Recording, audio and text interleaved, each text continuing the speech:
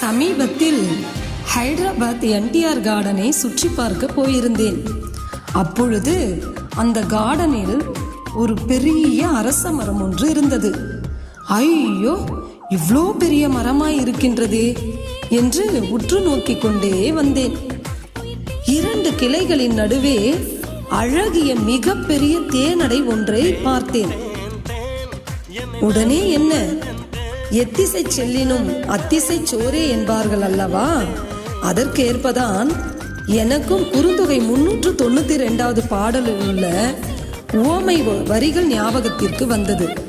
இந்த தேனடையை பார்த்த உடனே அந்த உவமை என் நினைவுக்கு வந்தது. அந்த உவமை வரிகள் என்ன தெரியுமா? உங்களுக்கும் இதில் காட்சிப்படுத்தி இருக்கிற பாருங்க.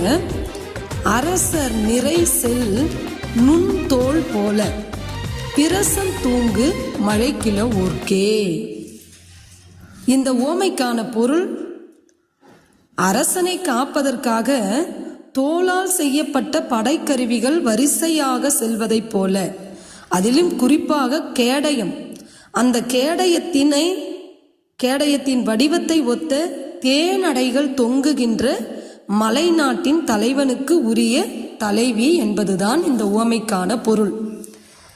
சாதாரண தலைவனுக்கு உரியவள் தலைவின்னு சொல்லல இந்த பாடல்ல. உவமையினுடைய அழகு பாருங்க. சங்க இலக்கியத்தை பொறுத்த வரையிலும் ஒவ்வொரு பாட்டுக்குமே ரொம்ப அழகையும் அணியையும் கொடுப்பது எது அப்படின்னு கேட்டீங்கன்னா, அந்த பாட்டுக்குள்ள இருக்கக்கூடிய உவமை, உள்ளுரை, இறைச்சி, இதுதாங்க அந்த சங்க இலக்கிய பாடலையே அழகுபடுத்தும், பொருள் செறிவை புலப்படுத்தும்.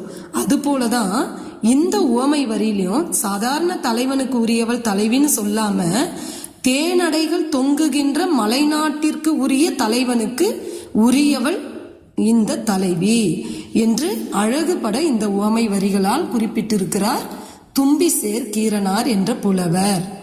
குறிஞ்சி திணை, அதனாலதான் அது மலைப்பகுதியை ஓங்கி உயர்ந்த மரங்கள்ல தேனடை கட்டியிருக்கக்கூடிய இந்த காட்சியை இந்த உவமையோடு பொருத்தலாம் என்று ஆசைப்பட்டேன்.